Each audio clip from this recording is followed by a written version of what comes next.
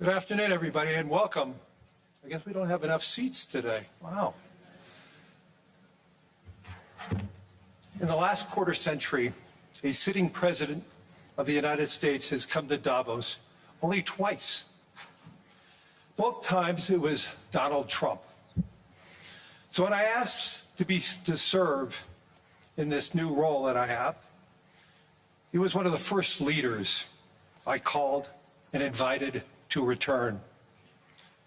I first met the president about 25 years ago, but I worked most closely with him during the early months of COVID. This was March 2020. Markets were under extreme stress. Some economists were warning we could be headed towards a second Great Depression.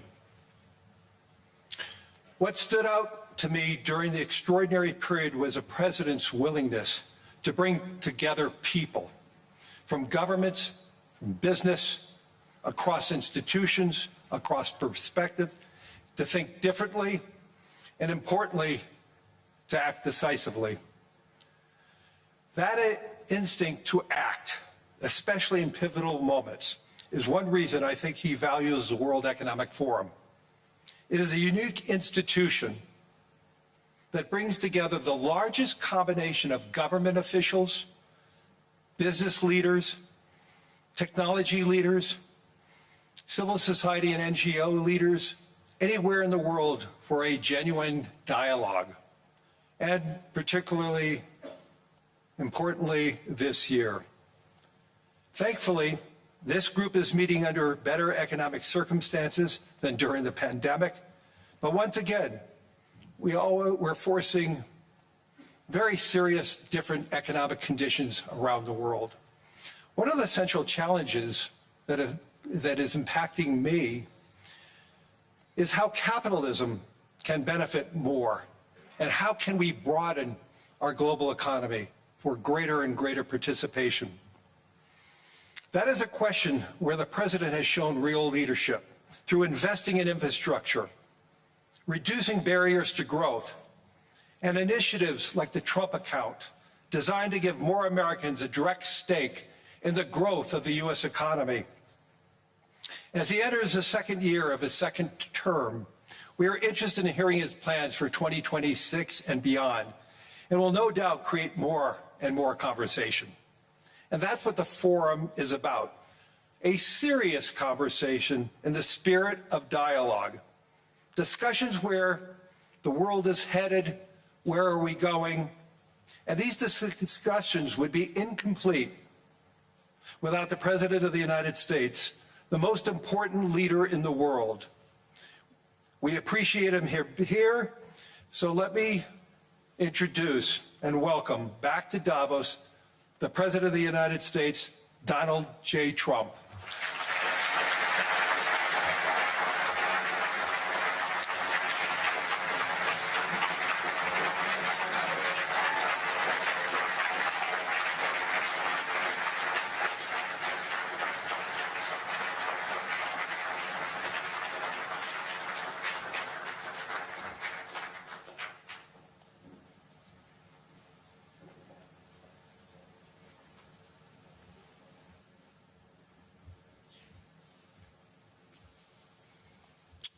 Well, thank you very much, Larry. It's great to be back in beautiful Davos, Switzerland, and to address so many respected business leaders, so many friends, few enemies,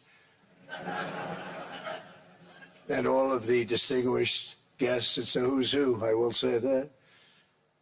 I've come to this year's World Economic Forum with truly phenomenal news from America.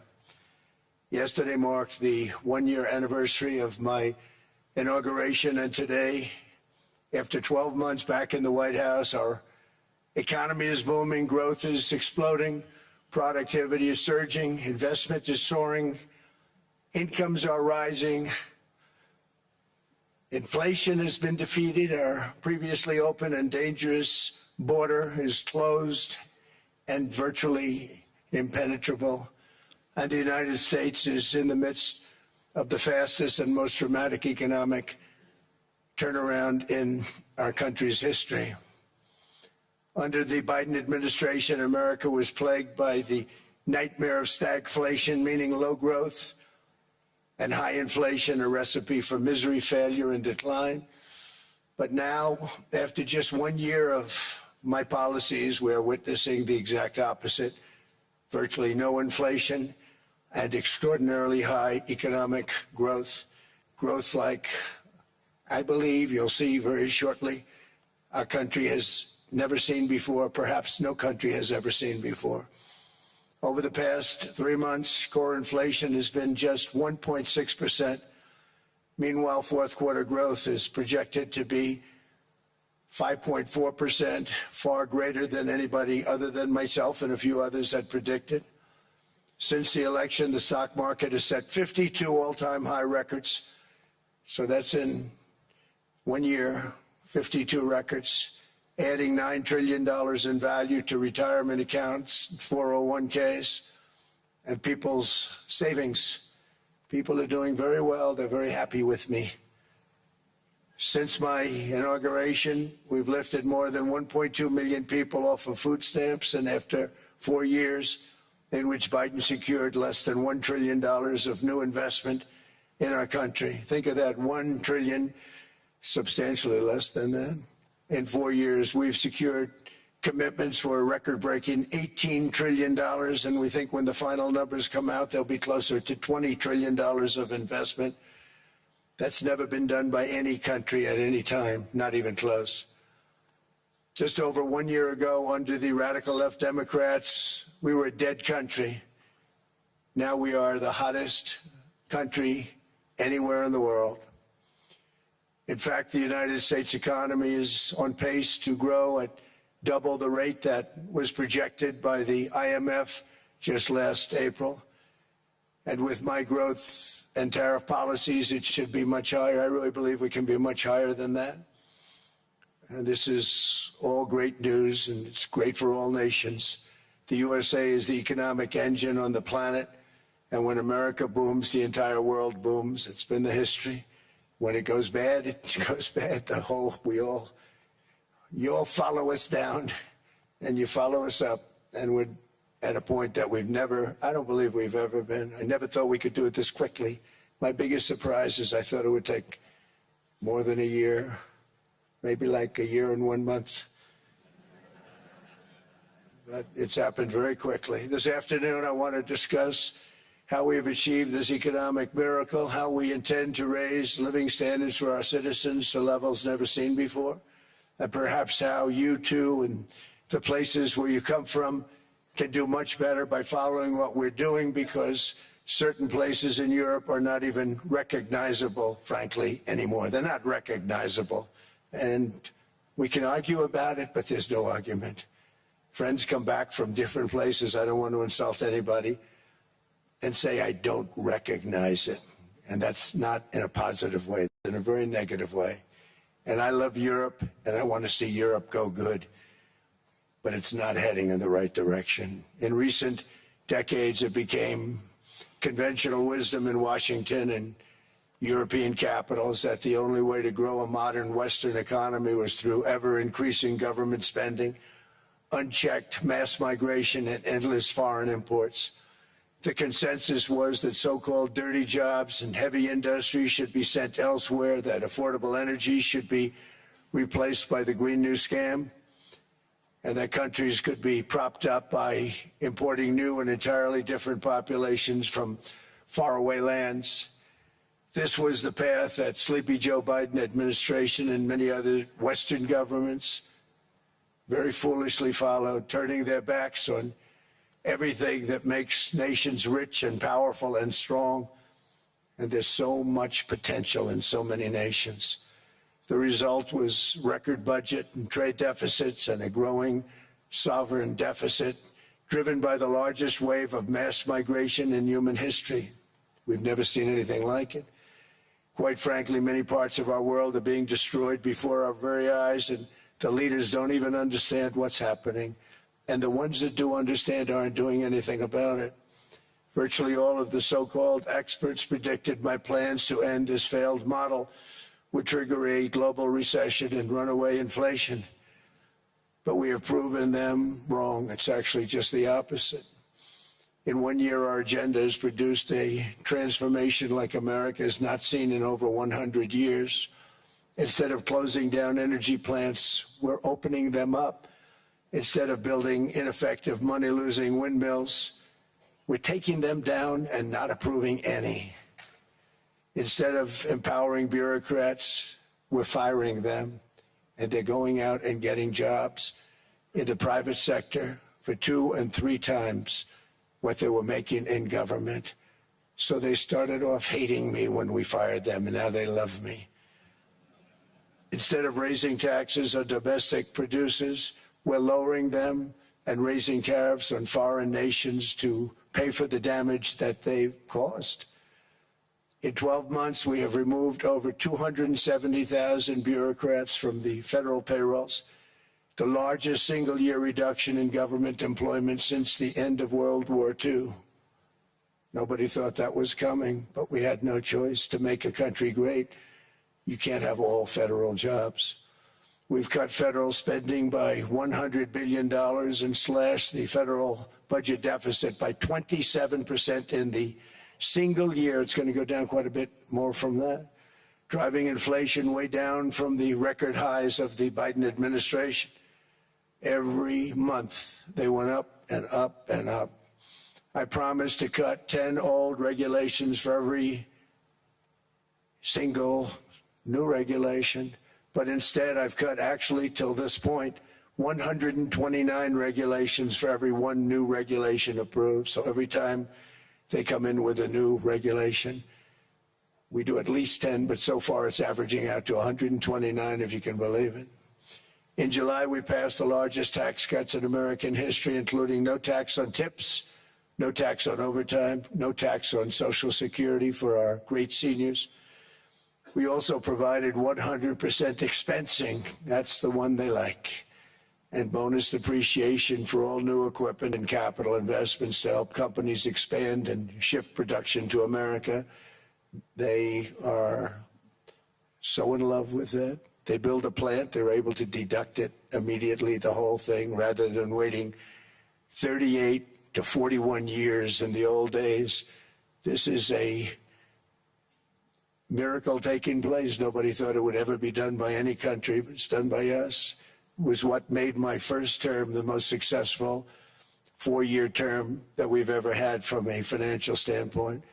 And now we've upped it. This is a 10-year program, not a 1-year program, but you're allowed to deduct everything in 1 year. It used to be 38 to 41 years. With tariffs, we've radically reduced our ballooning trade deficit, which was the largest in world history. We were losing more than $1 trillion every single year, and it was just wasted. It was going to waste.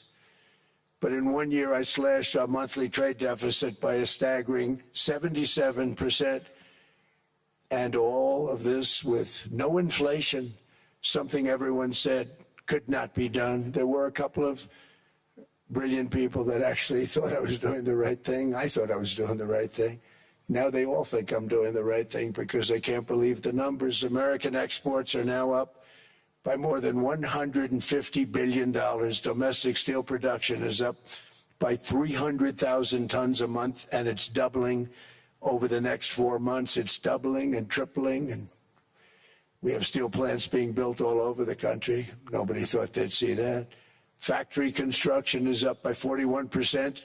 And that number is really going to skyrocket right now because that's during a process that they're putting in to get their approvals, and we've given very, very quick, fast approvals. In the process, we've made historic trade deals with partners covering 40% of all U.S. trade.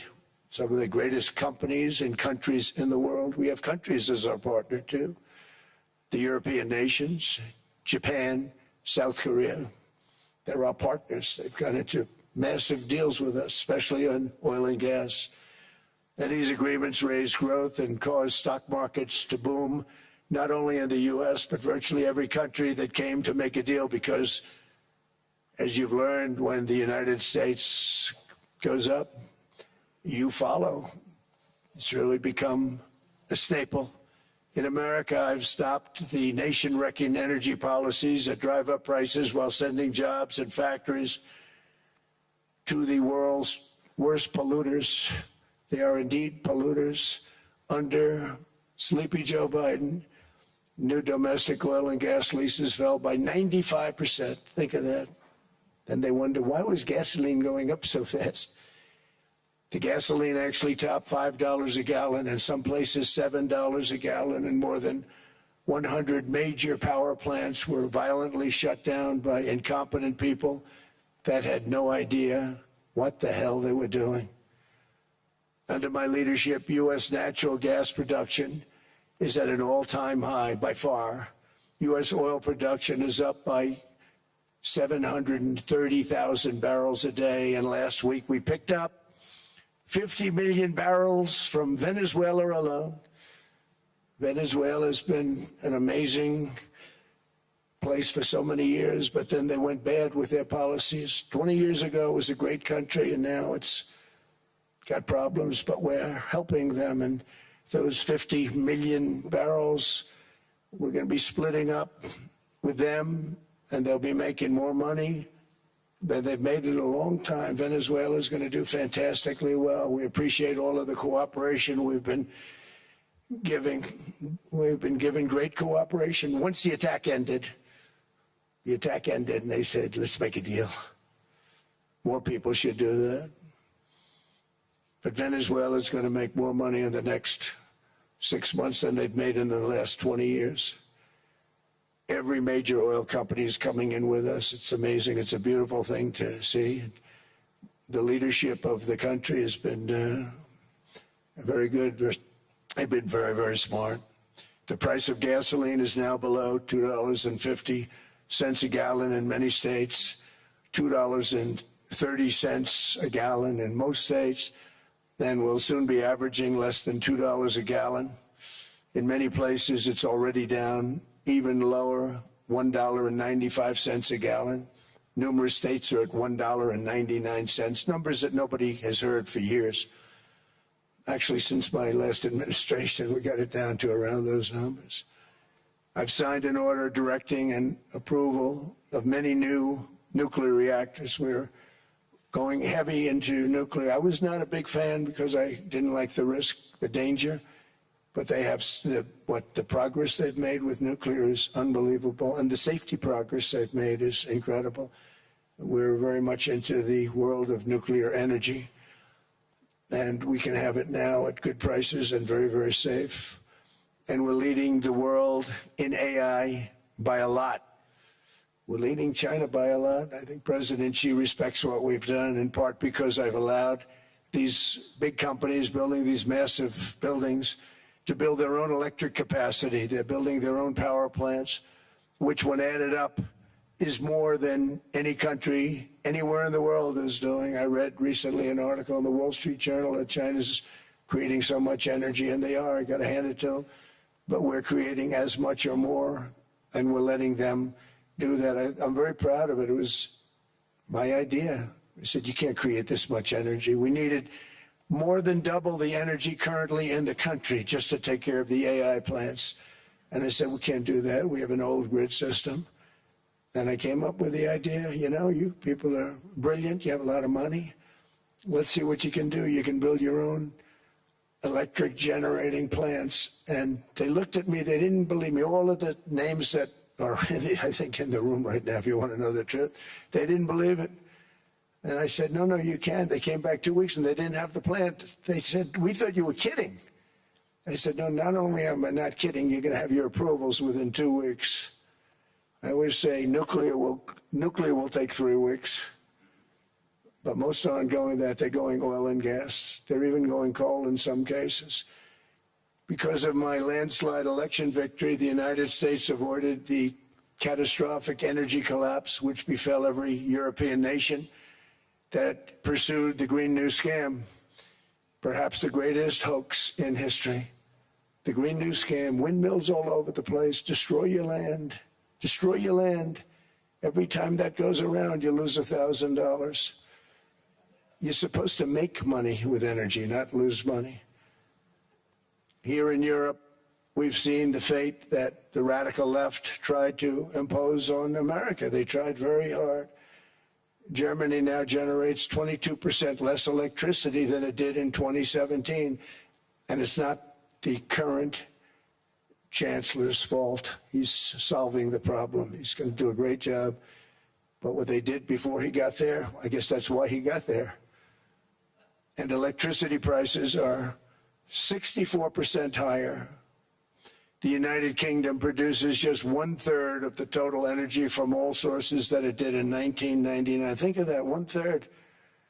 And they're sitting on top of the North Sea, one of the greatest reserves anywhere in the world, but they don't use it. And that's one reason why their energy has reached catastrophically low levels with equally high prices. High prices, very low levels. Think of that, 1/3.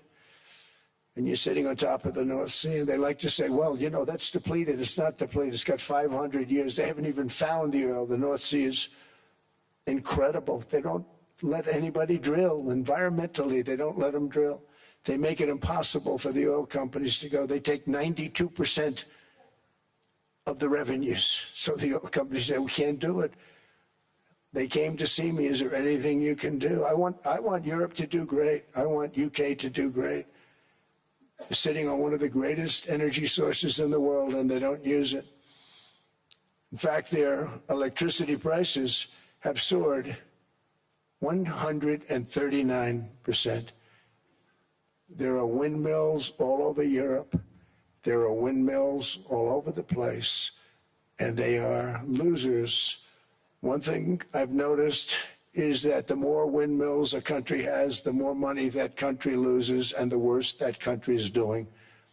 China makes almost all of the windmills, and yet I haven't been able to find any wind farms in China. Did you ever think of that? It's a good way of looking at it. They're smart. China is very smart. They make them, they sell them for a fortune.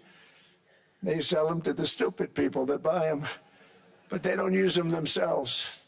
They put up a couple of big wind farms, but they don't use them. They just put them up to show people what they could look like. They don't spin. They don't do anything. They use a thing called coal, mostly. But China goes with the coal. They go with oil and gas. They're starting to look at nuclear a little bit, and they're doing just fine. They make a fortune selling the windmills, though, and I think really that's one that they wouldn't be surprised if it stopped. They are shocked that it continues to go.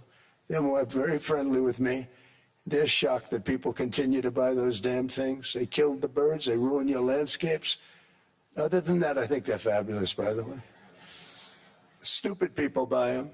The consequences of such destructive policies have been stark, including lower economic growth, lower standards of living, lower birth rates, more socially disruptive migration, more vulnerability to hostile foreign adversaries, and much, much smaller militaries. The United States cares greatly about the people of Europe. We really do. I mean, look, I am derived from Europe. Scotland and Germany, 100% Scotland, my mother, 100% German, my father.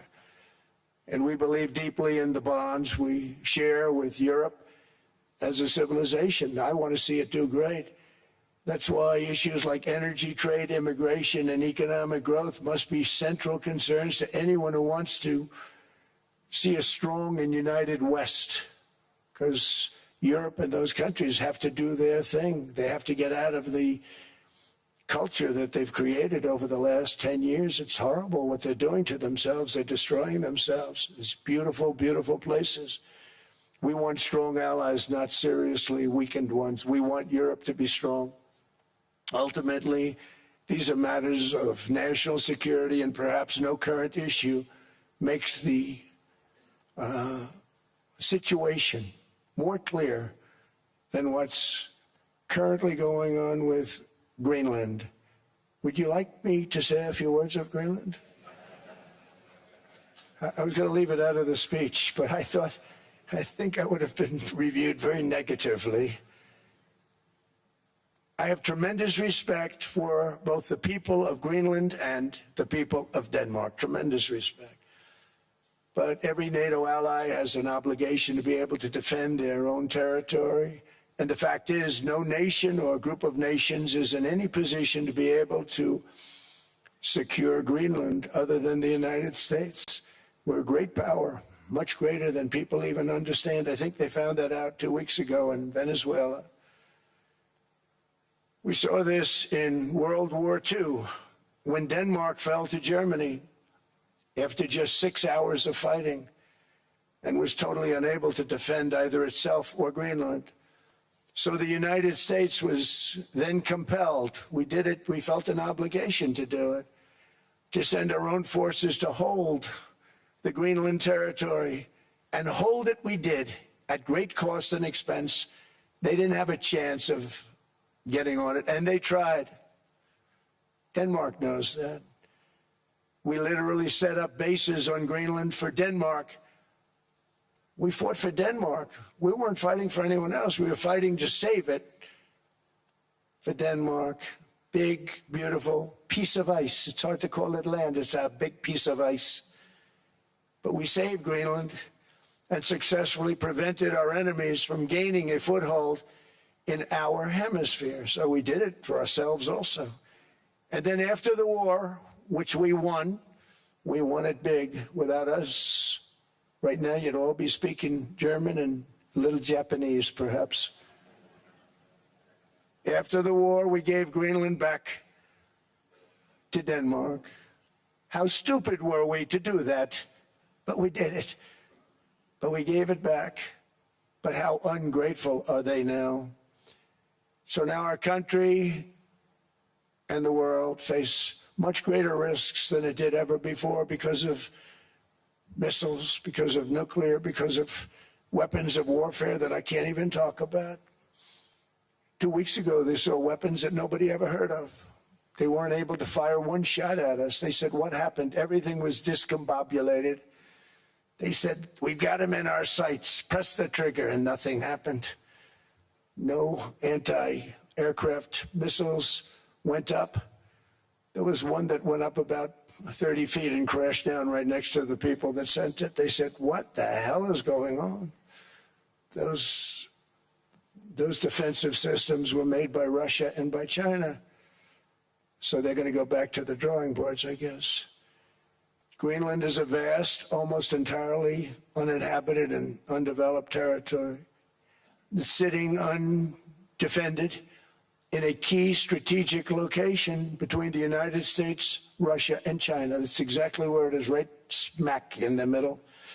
Wasn't important nearly when we gave it back. You know, when we gave it back, it wasn't the same as it is now. It's not important for any other reason, you know, everyone talks about the minerals. There's so many places. There's no rare earth, no such thing as rare earth. There's rare processing, but there's so much rare earth. And this, to get to this rare earth, you got to go through hundreds of feet of ice. That's not the reason we need it. We need it for strategic national security and international security. This enormous unsecured island is actually part of North America on the northern frontier of the Western Hemisphere. That's our territory. It is therefore a core national security interest of the United States of America. And in fact, it's been our policy for hundreds of years to prevent outside threats from entering our hemisphere. And we've done it very successfully. We've never been stronger than we are now. That's why American presidents have sought to purchase Greenland for nearly 2 centuries. You know, for 2 centuries they've been trying to do it.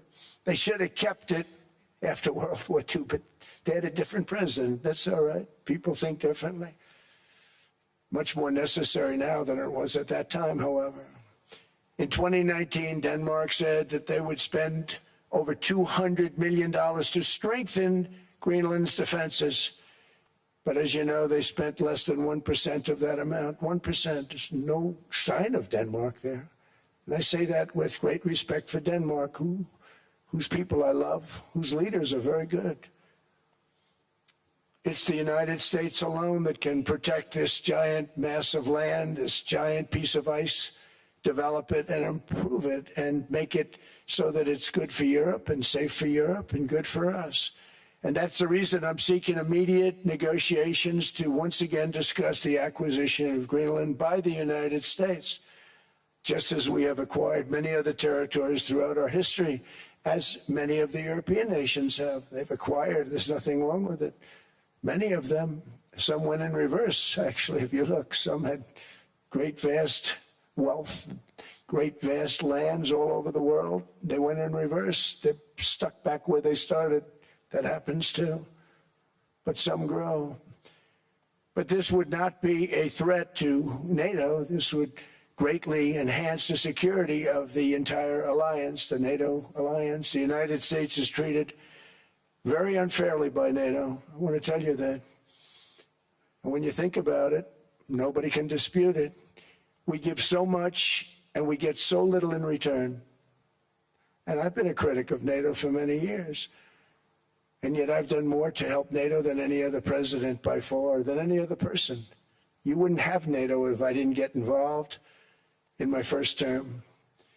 The war with Ukraine is an example.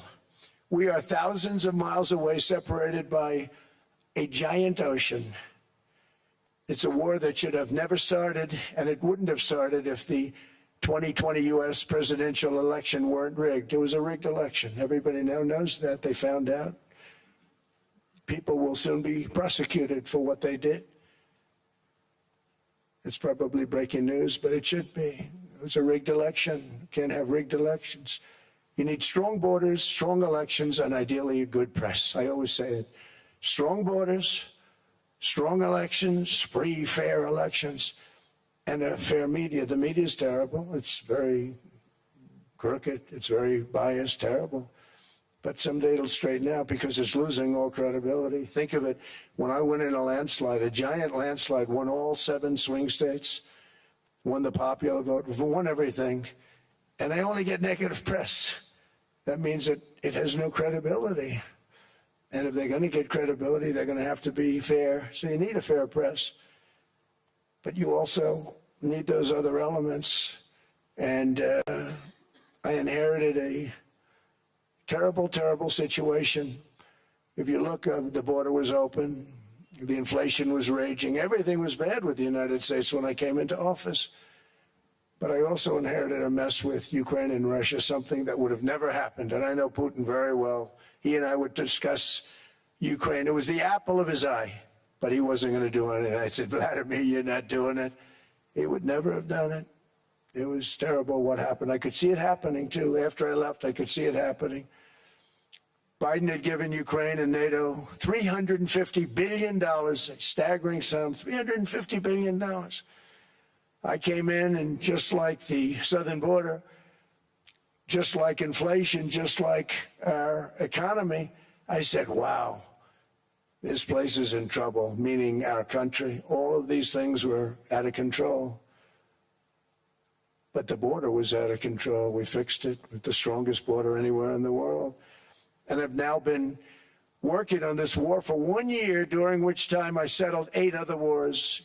India, Pakistan. I settled other wars that were Vladimir Putin called me, Armenia, Azerbaijan. He said, I can't believe you settled that one. They were going on for 35 years. I settled it in 1 day. And President Putin called me. He said, you know, I can't believe I worked on that war for 10 years trying to settle it. I couldn't do it. I said, do me a favor, focus on settling your war. Don't worry about that one. What does the United States get out of all of this work, all of this money, other than death, destruction, and massive amounts of cash going to people who don't appreciate what we do? They don't appreciate what we do. I'm talking about NATO. I'm talking about Europe.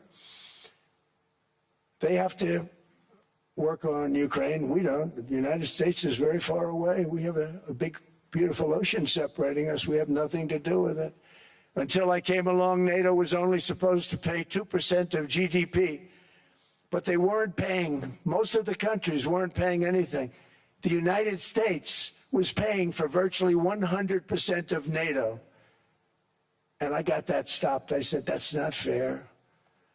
But then more importantly, I got NATO to pay 5%, and now they were paying, and now they are paying. So something nobody said was possible. They said we will never go up higher than 2%. But they went to 5%, and now they're paying the 5. They didn't pay the 2, and now they're paying the 5. And they're stronger for it, and they have an excellent, by the way, Secretary General, who's possibly in the room. Mark, are you here? Yes, he's here. Hello, Mark. We never asked for anything, and we never got anything. We probably won't get anything unless I decide to use excessive strength and force where we would be, frankly, unstoppable. But I won't do that. Okay? Now everyone's saying, oh, good. That's probably the biggest statement I made, because people thought I would use force. I don't have to use force. I don't want to use force. I won't use force. All the United States is asking for is a place called Greenland, where we already had it as a trustee, but respectfully returned it back to Denmark not long ago after we defeated the Germans, the Japanese, the Italians, and others in World War II. We gave it back to them. We were a powerful force then, but we are a much more powerful force now. After I rebuilt the military in my first term and continue to do so today, we have a budget of $1.5 trillion. We're bringing back battleships. The battleship is 100 times more powerful than the great battleships you saw in World War II, those great, big, gorgeous ships, the Missouri, the Iowa, the Alabama. Because I thought maybe we could take them out of mothballs. They said, no, sir, these ships are 100, think of that, 100 times more powerful than those big, magnificent pieces of art that you saw so many times ago, that you still see on television. You say, wow, what a force. 100 times, each ship 100 times more powerful than the big battleships of the past. So that was the end of the mothball story. So what we have gotten out of NATO is nothing except to protect Europe from the Soviet Union and now Russia. I mean, we've helped them for so many years. We've never gotten anything, except we pay for NATO. And we paid for many years until I came along. We paid for, in my opinion, 100% of NATO because they weren't paying their bills. And all we're asking for is to get Greenland, including right title and ownership, because you need the ownership to defend it. You can't defend it on a lease. Number one, legally it's not defensible that way, totally. And number two, psychologically, who the hell wants to defend a license agreement or a lease, which is a large piece of ice in the middle of the ocean where if there is a war, much of the action will take place on that piece of ice. Think of it. Those missiles would be flying right over the center of that piece of ice.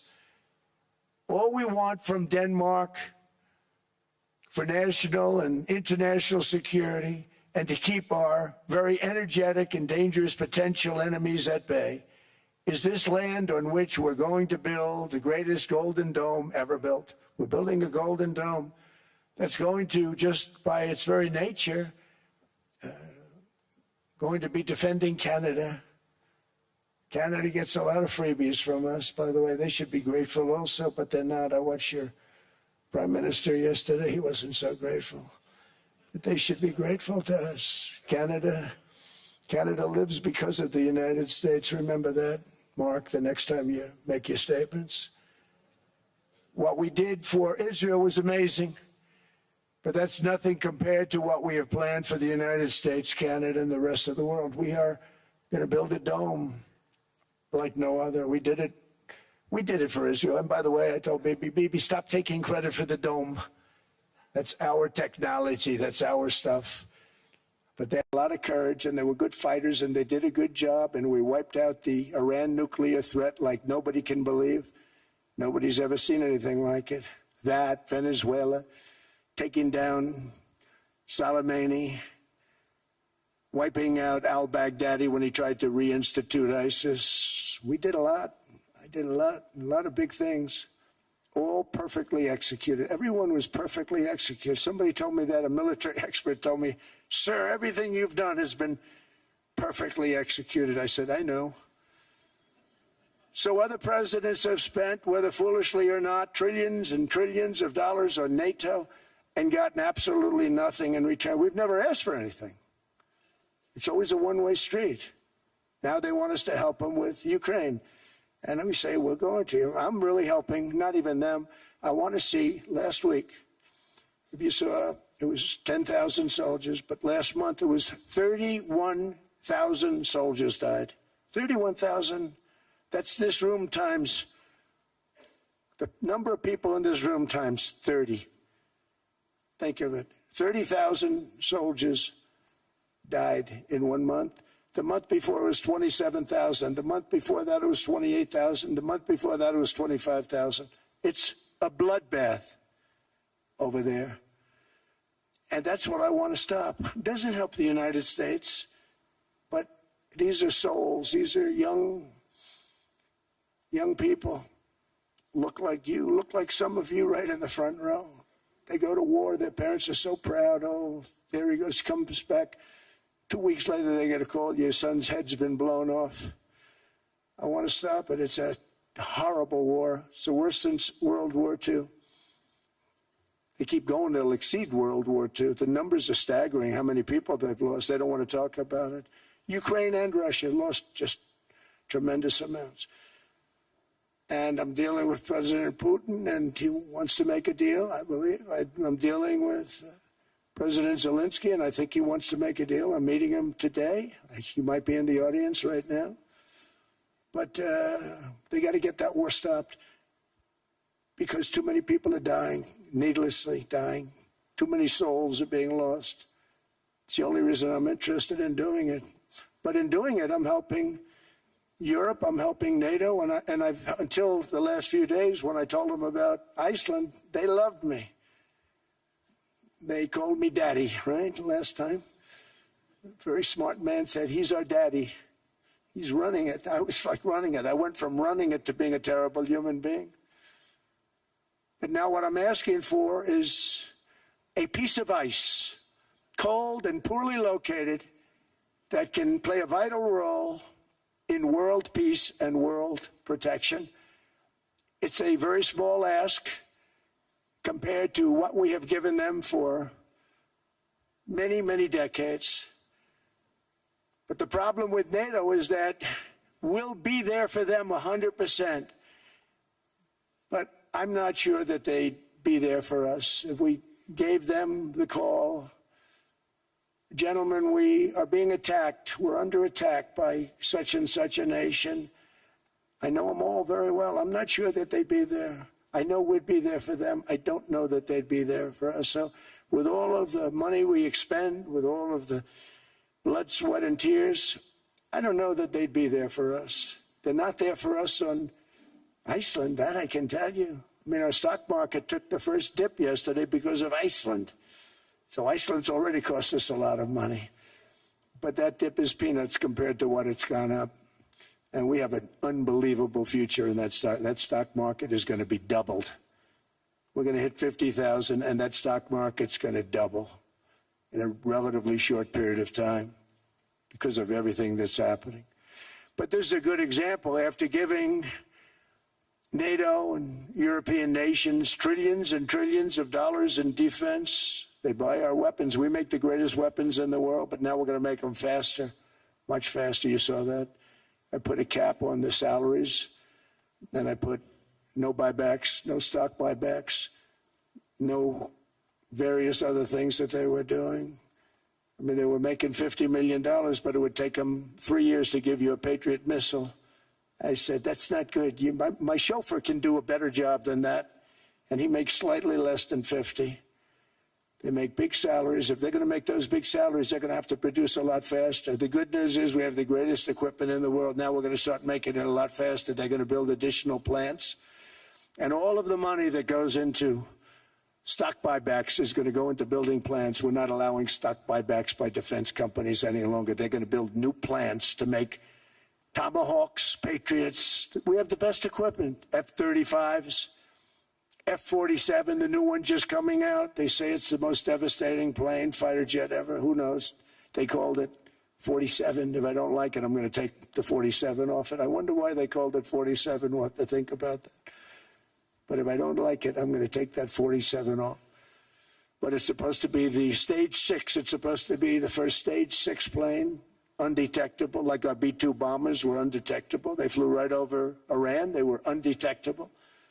And they did their job, and they got the hell out of there.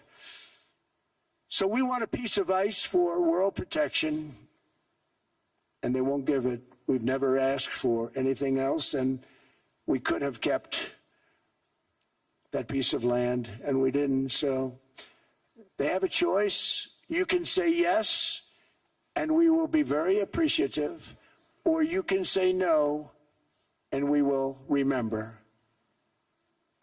A strong and secure America means a strong NATO, and that's one reason why I'm working every day to ensure our military is very powerful, our borders are very strong, and above all, our economy is strong, because national security requires economic security and economic prosperity, and we have the greatest that we've ever had.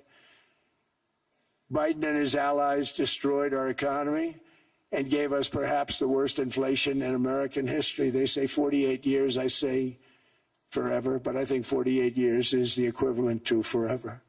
Whether it's 48 years or ever, it's terrible, costing the typical family $33,000. What they did to this country should never, ever be forgotten. It's early, but he has to be rated as the worst president we've ever had by far. The auto pen did much of the damage. The auto pen, he was the auto pen president, because I don't believe a sane president would have ever signed the kind of things that he signed. But now grocery prices, energy prices, airfares, mortgage rates, rent, and car payments are all coming down, and they're coming down fast. We inherited a mess, but we've done a hell of a job in 12 months. Under my most favored nation policy for drug prices, the cost of prescription drugs is coming down by up to 90%, depending on the way you calculate. You could also say 5, 6, 7, 800%. There are two ways of figuring that. But we have a favored nations policy that every president wanted, no president was able to get. I got it, and other nations approved it. And I had to use tariffs in order to get it, because they said, no way. In other words, a pill that costs 10% in London costs $130. Think it costs $10 in London, costs $130 in New York or in Los Angeles. And I'd say, boy, that's bad. Friends of mine would say, you know, we go to London, you can buy the stuff for nothing. We go all over the world, we could buy it for nothing.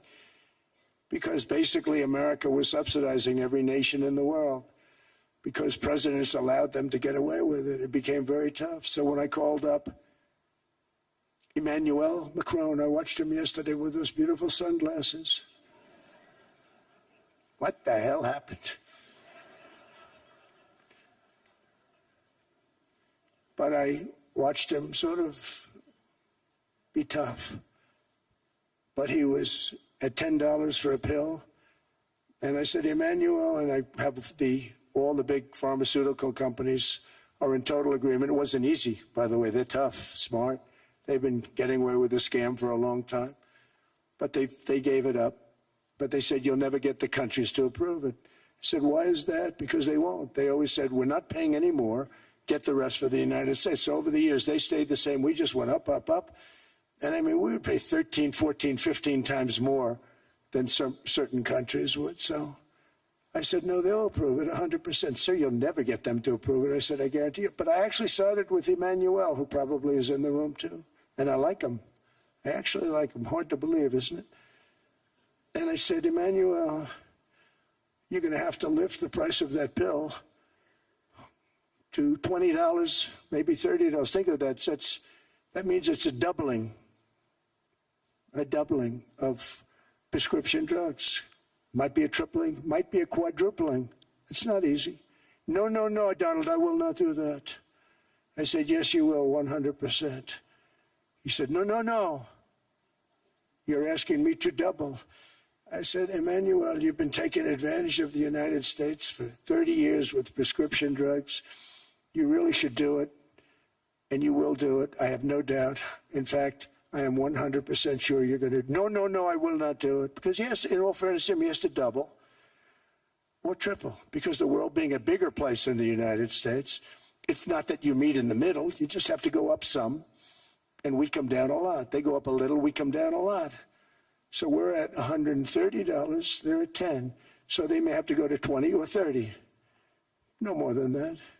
I said, Emmanuel, you're going to be doubling or tripling? No, no, no. I said, here's the story, Emmanuel. The answer is you're going to do it, you're going to do it fast. And if you don't, I'm putting a 25% tariff on everything that you sell into the United States and a 100% tariff on your wines and champagnes. And that's about 10 times more than what I'm requesting. And you're going to do it. I don't want to go public with it, but you may make me do that. No, no, Donald, I will do it. I will do it. It took me, on average, 3 minutes a country, saying the same thing. You will do it. They all said, no, no, no, I will not do it. You're asking me to double the cost of prescription. I said, that's right, because you've been screwing us for 30 years. And they said, we will not do it. I said, that's all right. On Monday morning, we're putting a 25, 30, 50. I gave different numbers for different countries. This is also national security we're talking about. Not fair. We're not going to subsidize the whole world. And every one of those countries have agreed to do it. So one of the biggest things that I've done is the fact that we have now most favored nation. We will pay whatever the lowest price is in the entire world. So our drug prices are going to be coming down by staggering 90%. Again, you could say 1,000%, 2,000%. Depends on the way you want to figure it, but we'll go with the way the fake news likes it better because it sounds, can you imagine a 90% reduction sounds much worse. But drug prices are going to be coming down tremendously in all the nations, and I appreciate them doing it, but they did it. In all fairness, without tariffs, I wouldn't have been able to get it done. After declining $3,000 under Biden, real incomes are up in the United States by $2,000, $3,000, and even $5,000 and more. Home ownership has always been a symbol of health and vigor of American society, but that goal fell out of reach for millions and millions of people in the Biden era because interest rates went up so high. Today, I'm taking action to bring back this bedrock of the American dream. In recent years, Wall Street giants and institutional investment firms, many of you are here, many of you are good friends of mine, many of you are supporters. Sorry to do this to you, I'm so sorry. But you've driven up housing prices by purchasing hundreds of thousands of single-family homes, and it's been a great investment for them. Often as much as 10% of houses on the market. You know, the crazy thing is a person can't get depreciation on a house, but when a corporation buys it, they get depreciation. Okay, that's something we're going to have to think about too. I don't know if too many people think about that. You buy a corporation, they buy 500 houses, they buy hundreds of thousands, they buy 500 houses, they can take depreciation. A person sweats and works and buys one house, they can't. But homes are built for people, not for corporations, and America will not become a nation of renters. We're not going to do that. That's why I have signed an executive order banning large institutional investors from buying single-family homes. It's just not fair to the public. They're not able to buy a house. And I'm calling on Congress to pass that ban into permanent law, and I think they will. One of the biggest barriers to saving for a down payment has been surging credit card debt. The profit margin for credit card companies now exceeds 50%, one of the biggest. And they charge Americans interest rates of 28%, 30%, 31%, 32%. Whatever happened to usury? So to help our citizens recover from the Biden disaster, all caused by this horrible president, just horrible president, I'm asking Congress to cap credit card interest rates at 10% for 1 year. and this will help millions of Americans save for a home. They have no idea they're paying 28%. They go out there a little late in their payment and they end up losing their house. It's terrible. To unleash innovation in savings and financing, I'm also working to ensure America remains the crypto capital of the world. And to that end, last year I signed the landmark Genius Act into law. Now Congress is working very hard on crypto market structure legislation, Bitcoin, all of them, which I hope to sign very soon, unlocking new pathways for Americans to reach financial freedom. And I did it for two reasons. Number one, I thought it was politically good, and it was. I got tremendous political support. But more importantly, China wanted that market too. It's just like they want the AI. And we've got that market, I think, pretty well locked up. If I didn't do it, Biden was totally against it until before the election, when they realized that, there were millions of people voting against him over crypto. And all of a sudden they loved it very much, but it was too late. They blew it. But it is politically popular, but it's much more importantly, we have to make it so that China doesn't get the hold of it. And once they have that hold, we're not going to be able to get it back. So I'm honored to have done it. Finally, I've instructed government-backed institutions to purchase up to $200 billion in mortgage bonds to bring down interest rates. And I'll be announcing a new Fed chairman in the not-too-distant future. I think he'll do a very good job. See, I gave away some of it. He did give that away. So we have something, got something, but somebody that's very respected. They're all respected. They're all great. Everyone that I interviewed is great. Everyone could do, I think, a fantastic job. Problem is they change once they get the job. They do. They're saying everything I want to hear, and then they get the job. They're locked in for 6 years. They get the job, and all of a sudden, let's raise rates a little bit. I call them, sir, we'd rather not talk about this. It's amazing how people change once they have the job. It's too bad. Sort of disloyalty, but they got to do what they think is right. We have a terrible chairman right now. Jerome, too late Powell. He's always too late. And he's very late with interest rates, except before the election. He was just fine for the other side. So we're going to have somebody that's great, and we hope he does the right job. Last week, the average 30-year mortgage rate dropped below 6% for the first time in many years.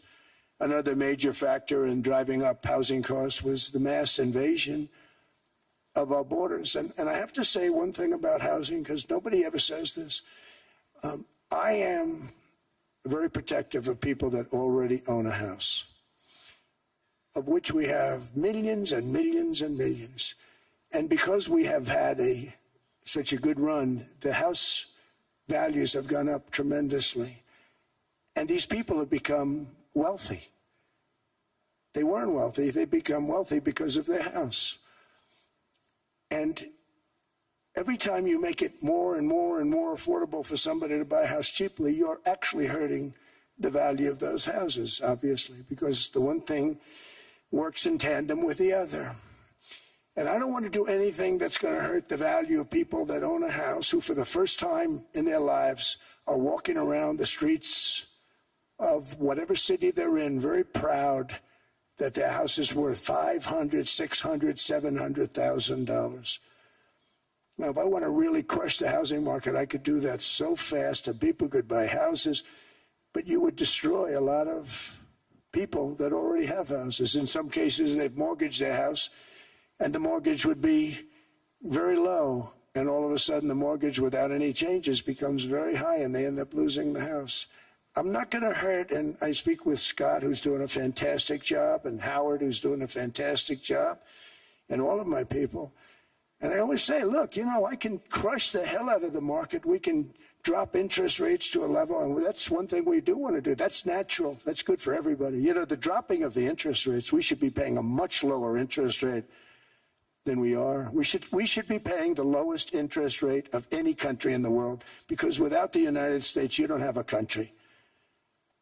I mean, I had a case with Switzerland. We happened to be in Switzerland. Maybe I'll give you a quick story. But they were paying nothing. They make beautiful watches, great watches, Rolex, all of them. They were paying nothing to the United States when they sent their product in. And we had a $41 billion deficit. $41 billion with this beautiful place. Flew over it, isn't it nice?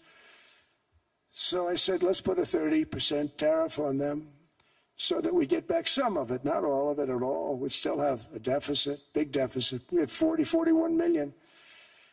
That's a big deficit. And I said, let's put a tariff on. Different tariffs, different places. You're all party to them. In some cases, victims to them. But in the end, it's a fair thing. And most of you realize that. But we put a 30% tariff on Switzerland, and all hell broke loose. They were calling, like you wouldn't believe.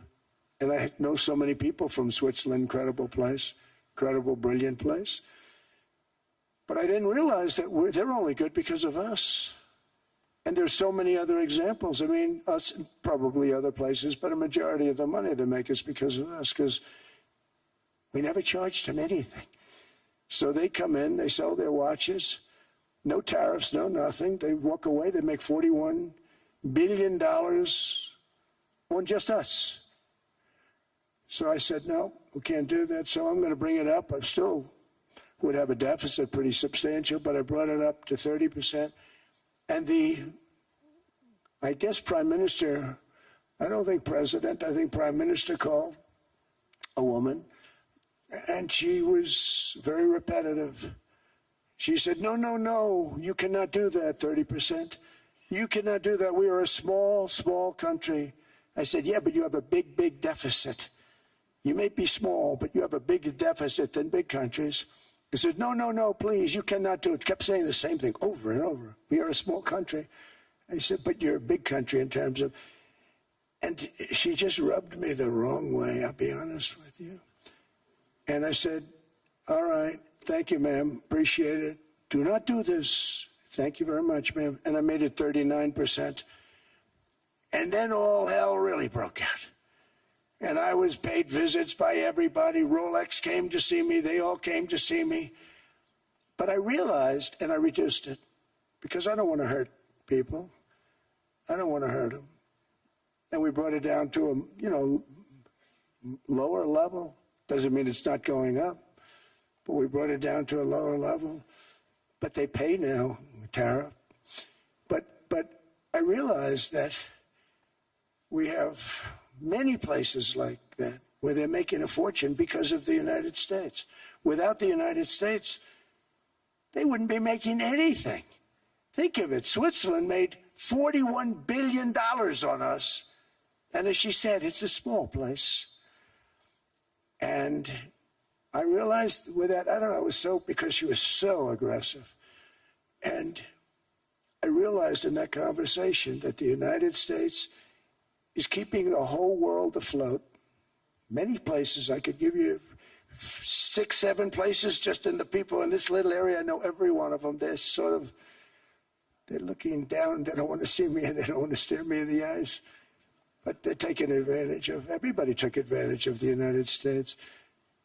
But I've been very fair, and I gave them a tariff, and it was fine. But I realized that without us, it's not Switzerland anymore. Without us, it's not any of the countries that are represented here. And we want to work with the countries. We want to work with them. We're not looking to destroy them. I could have said 39, 40%. I could have said I want a 70% tariff, then we make money with Switzerland. But Switzerland would have been probably destroyed, financially destroyed. I don't want to do that. But we should be paying the lowest interest rate of everybody. I hope Scott's listening to this, because we should be paying the lowest interest rate of everybody. Without us, most of the countries don't even work. And then you have the protection factor. Without our military, which is the greatest in the world by far, without our military, you have threats that you wouldn't believe. You wouldn't believe. You don't have threats because of us, and that's because of NATO. One other thing, and I have to say it so importantly, in the old days, and I used to say I'm the youngest in the room. Now I'm among the older. I hate to say it. I don't feel old, but I'm among the older. But I remember not long ago, 20, 25 years ago, when good news came out about, let's say, the United States. The United States had a great quarter. The United States had a great month. All the stocks went up. And that's the way it's supposed to be. Now when they say the United States had a record quarter, it's unbelievable how well it's doing, all the stocks crash because they say, oh no, inflation, they're going to raise interest rates. And they do. Some of these stupid people like Powell, they raise interest rates. And what they do is they stop you from being successful. It used to be when we had a great quarter, a great month, great earnings, great anything, any good news, the stock market went up. That's the way it's going to be. We got to do that again because that's the way it should be. Now when we have a great month, they want to kill it. Like we did over 5%. People were surprised. We should do 20%. We could do 25%. When we announce good numbers, and the reason is they're so petrified of inflation. And growth doesn't mean inflation. We've had tremendous growth with very low inflation. In fact, growth can fight inflation, proper growth. So we want to get back to the days when we announce great numbers because we're going to be announcing phenomenal. You know, all these factories that are being built at record, thousands of businesses are being built right now. Remember, $18 trillion is invested. I think the second number is 3. And that was China many years ago. Investments in the country from outside. 18 trillion, nobody's ever seen. And that's money coming in and building things, factories. Thousands of businesses are being built, thousands. Hundreds of big factories, car plants are moving back to the United States. They're coming in from Canada, they're coming in from Mexico, from Japan. Japan's coming in and building plants here in order to avoid tariffs. They're coming in from China. They're coming in from all over the world. We have more plants being built now, car plants, than we've ever had built, even in the heyday from the 1940s and 50s. And they're bigger. They don't use renovations anymore where they take an old plant, they rip it down, they build a brand new plant, super modern plant. But it's happening at levels that nobody's ever seen. In 2024, the U.S. built less than 2 million new homes, but Biden admitted more than 8 million new migrants. And those days are over. In 2025, for the first time in 50 years, the United States had reverse migration. Boy, that was nice. And these were criminals that were being taken out of our country because they allowed people to come into our country from jails, from gangs, drug dealers, murderers. 11,888 murderers. We've gotten most of them out. And then ICE gets beat up by stupid people from leadership in Minnesota. We actually are helping Minnesota so much, but they don't appreciate it. Most places do. You know, Washington, D.C. is the safest place now in the United States. It was a very dangerous place to walk, and now you can walk with your wife, your kids, right through the middle of the city. Right now, Washington, D.C. is as safe as it gets. It was one of the most unsafe, I had to admit. We sent in the military, the National Guard. Within 2 months, it was great. Within 3 months, it's like a really great place and a safe place and a beautiful place. It's even been cleaned up. The graffiti's gone. The fences are gone. We don't have to worry about fences anymore. All of the places, the grasses are cut and replaced with new grass in many cases. It's all going to happen in the spring. But Washington and D.C. is beautiful again, and it's safe. New restaurants are opening up. They were all closing. Now you can't get into a restaurant. Restaurants in Washington, D.C. are all opening. Memphis also, Memphis, Tennessee, New Orleans, Louisiana. We're there for 3 weeks.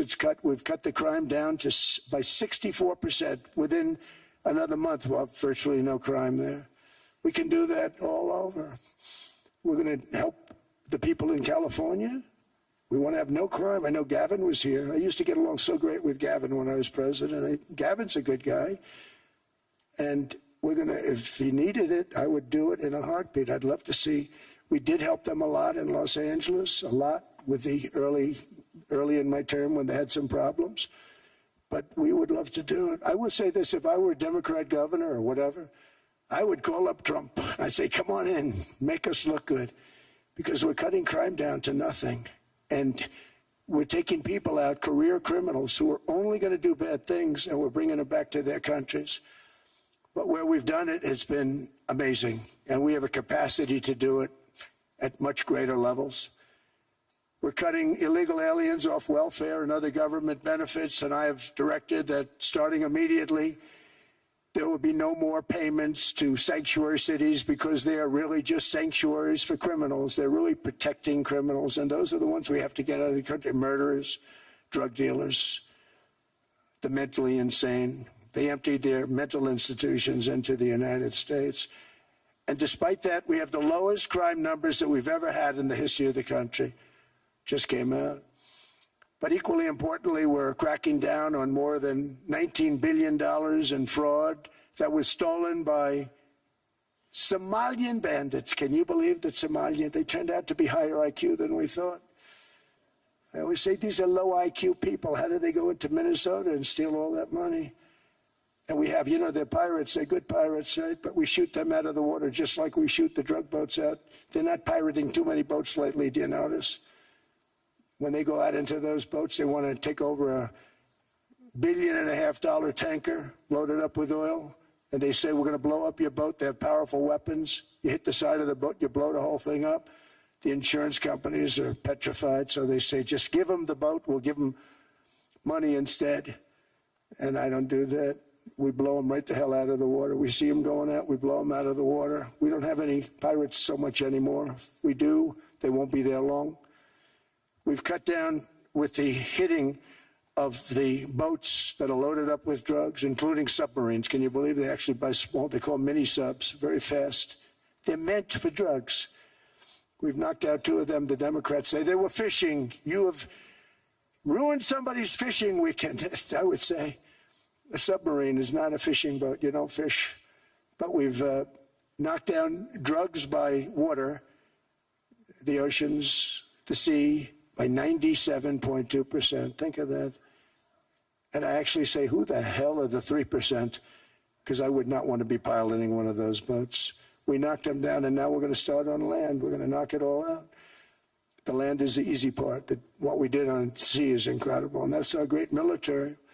The situation in Minnesota reminds us that the West cannot mass import foreign cultures which have failed to ever build a successful society of their own. I mean, we're taking people from Somalia, and Somalia is a failed, it's not a nation. Got no government, got no police, got no military, got no nothing. And then we have this fake congressperson who they just reported is worth $30 million. You believe this? Ilhan Omar, talking about the Constitution. It provides me. She comes from a country that's not a country, and she's telling us how to run America. Not going to get away with it much longer, let me tell you. The explosion of prosperity and conclusion and progress that built the West did not come from our tax codes. It ultimately came from our very special culture. This is the precious inheritance that America and Europe have in common. We share it. We share it, but we have to keep it strong. We have to become stronger, more successful, and more prosperous than ever. We have to defend that culture and rediscover the spirit that lifted the West from the depths of the Dark Ages to the pinnacle of human achievement. We live in an incredible, changing period. It's an unbelievable time, but we have to take advantage of the time that we're in. In our hands are technologies that our ancestors could scarcely have. I mean, they couldn't have even dreamt some of the things that we see today. And so rapidly they're produced. I mean, AI, 2 years ago, nobody ever heard of the term, and now everybody's talking about it. And it can have some very good purpose. It could also have some dangerous purpose, and for that we have to watch out. But some tremendous things are happening because of it. And we're leading by so much. We're doing so well. But opportunities that are bigger and grander than ever before in human history are right before us.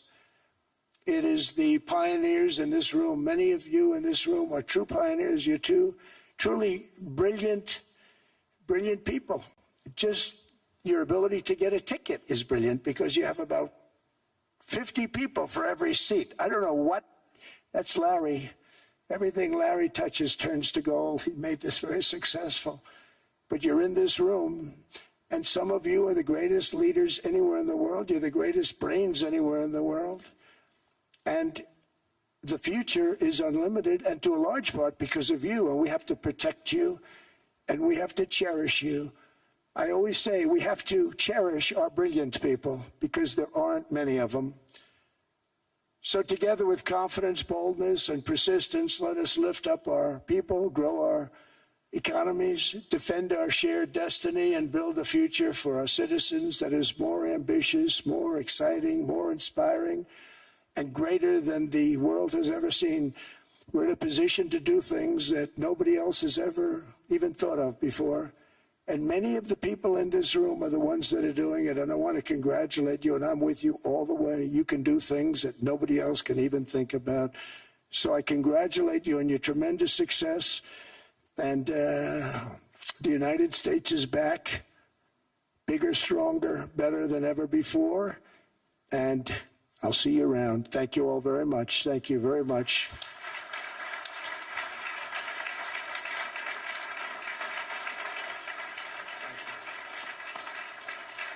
Thank you.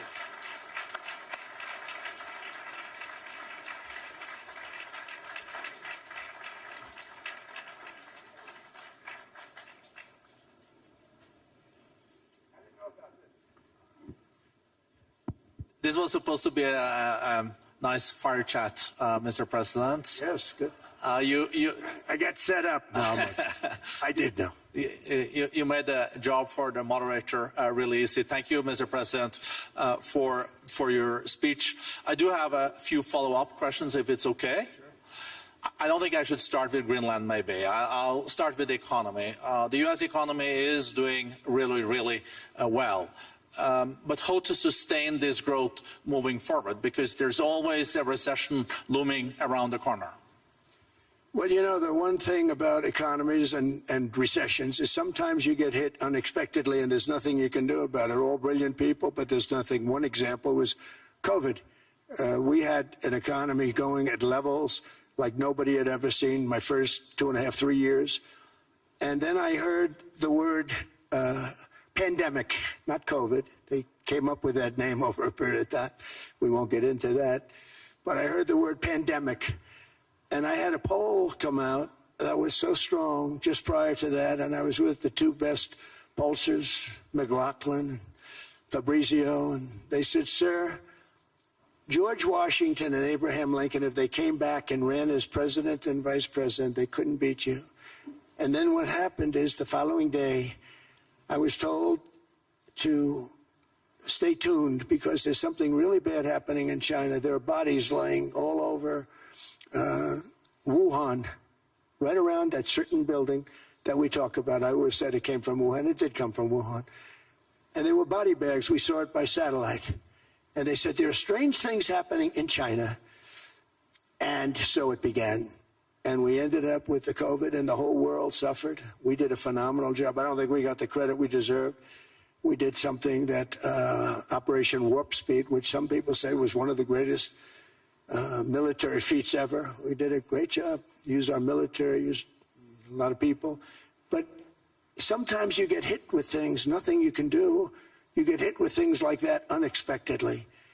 And we got through it. And when I left, the stock market was higher than it was previous to the COVID coming up. And that was, I called it a great achievement. But things happen. Bad things happen. The things that we can stop are wars if we're smart. That we can stop. Those are a matter of being intelligent and having intelligent people on the other side. Because wars are the worst of all. Wars are worse than anything. But we can stop wars because that's sort of up to us.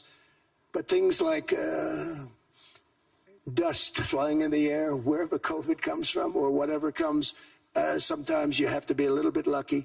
But we are poised to have an economy like no other, not only in this country, but anywhere. And you know, when you hear the kind of numbers that I can tell you that Scott Bessent was with me the other day, and he's looking at numbers. He said, I can't. And that's all he's done his whole life, pretty much your whole life. Scott, you weren't going to be a football player, I don't think. Scott was not that great at football, but he was always good at numbers, right? And he was looking at numbers. He said, "I've never seen anything like this." We're poised to do things that no other country has ever done. And, you know, luck, I hate to say it, but we need a little luck. We don't want to get hit by something that nobody could have thought. Whoever thought we were going to hit by a pandemic? You know, when I heard the word pandemic, I said, oh, that's an ancient problem. World War I, they lost 100 million people. It actually ended World War I. A lot of people don't know. The Spanish flu in World War I ended the war because all the soldiers were sick. The soldiers were so sick on both sides, and that war was raging, and they were all dying from the Spanish flu. They were sick as dogs. They couldn't fight.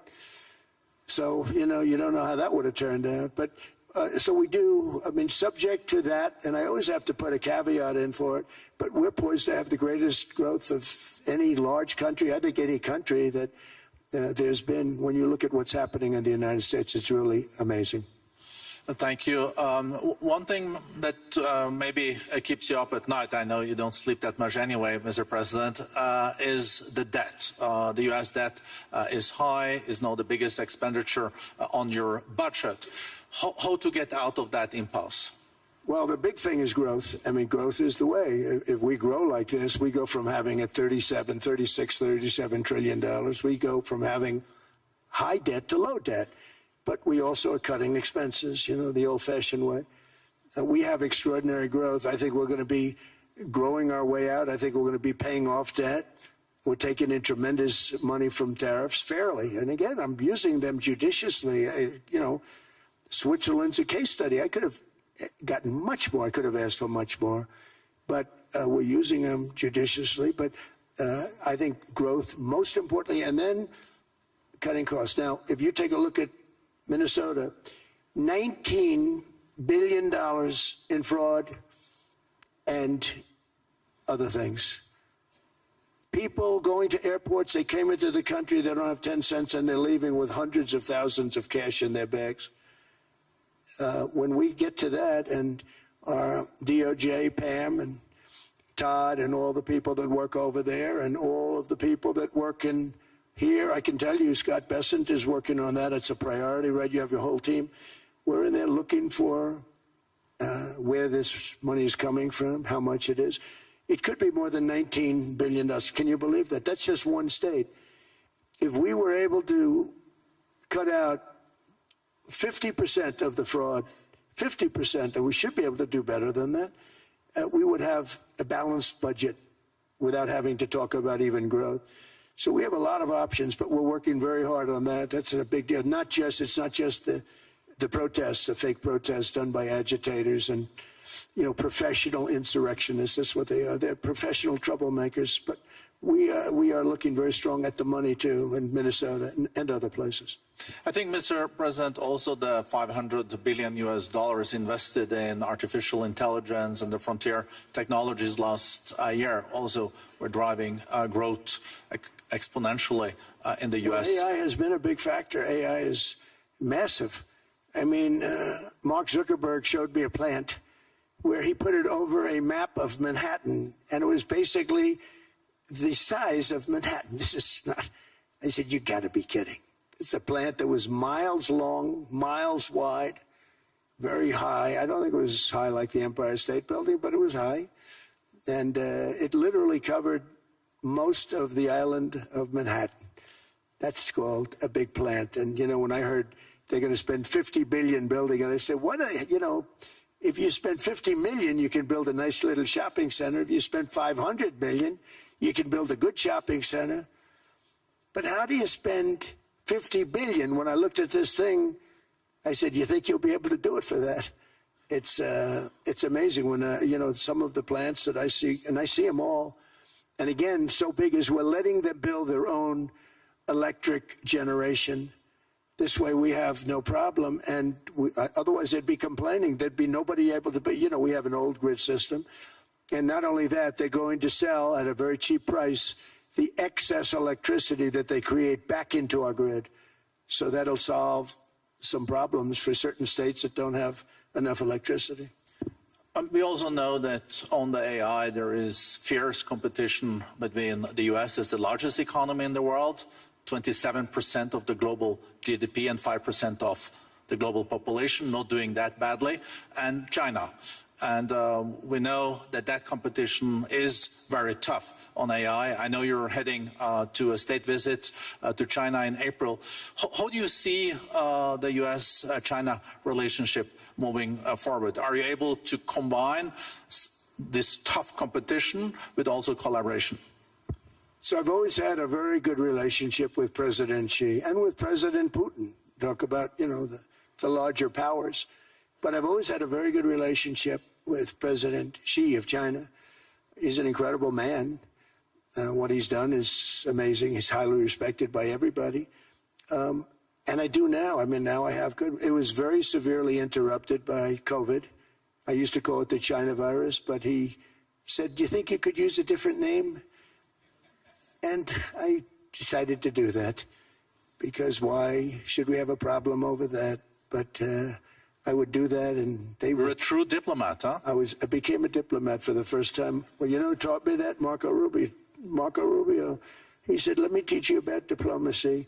Hey, any guy that gets approved by 100% of the votes, think of it, he got liberal Democrats and radical right Republicans to approve him. He's the only one. The next one was like lost 45 votes, right? But he got all 100 votes voting for him. And at first I wasn't happy about it. I said, wait a minute, I don't like that. And now it turns out that the Democrats probably wish they didn't do that.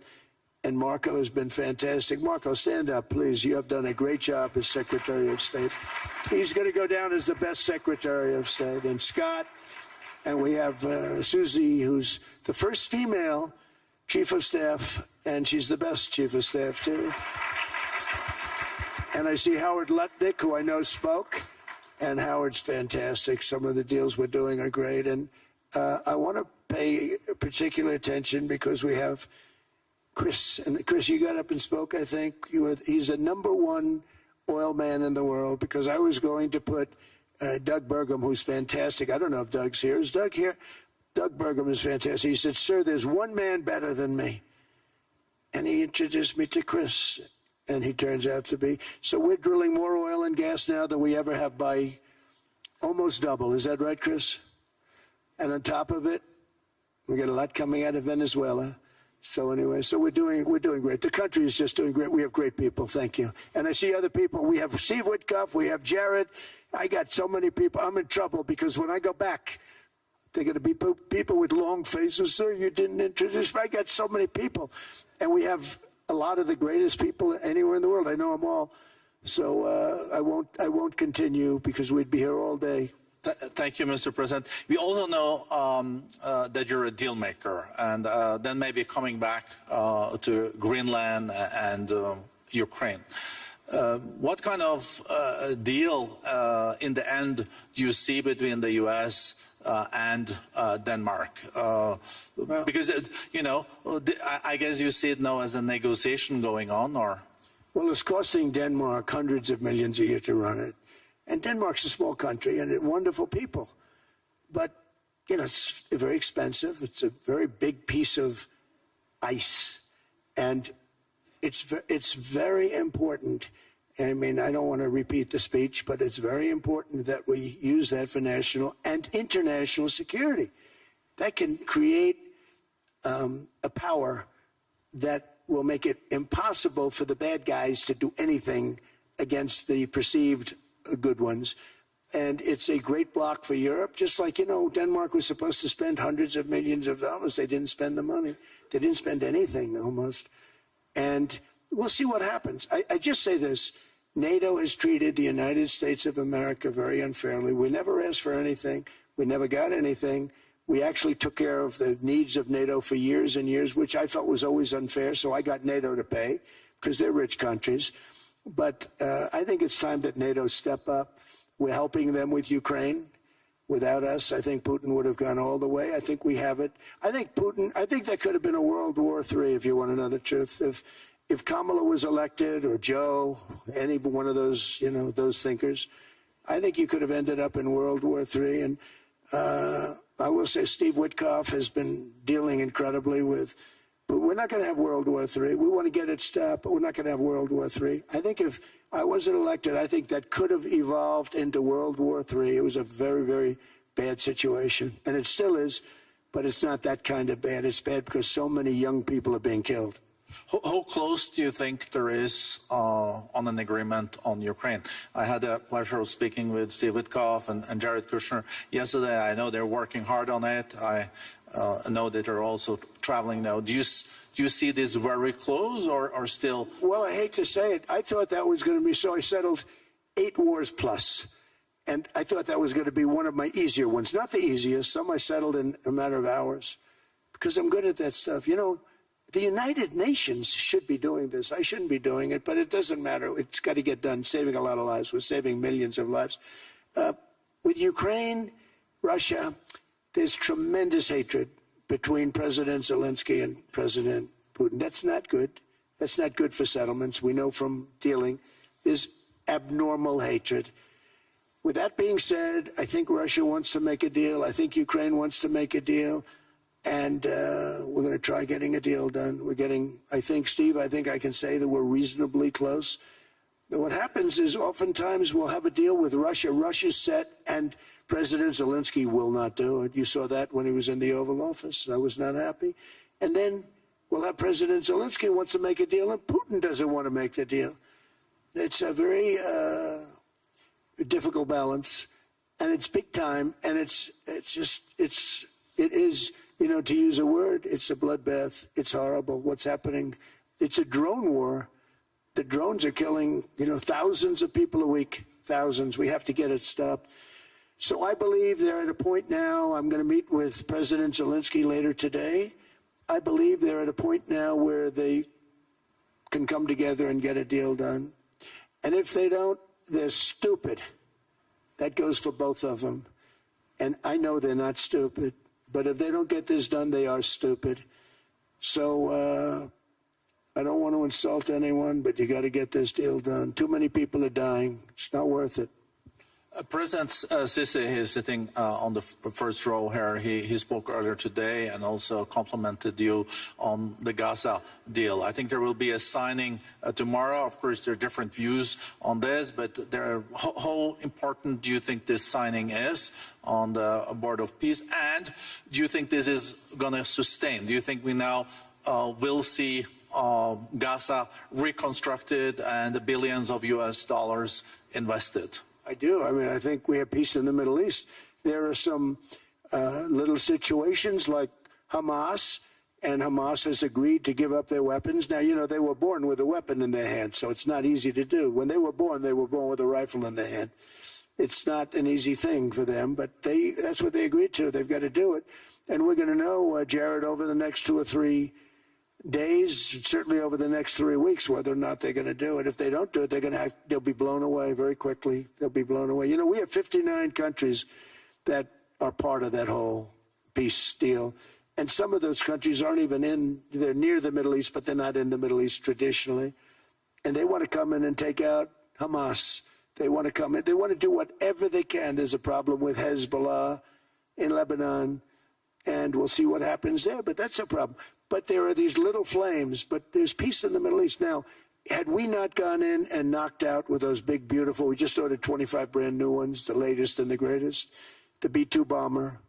Think of them, they went in there at 2 o'clock in the morning with no moon, no light, no nothing, and every single one of those massive bombs hit its target, 100,000-pound bombs hit its target, every one of them.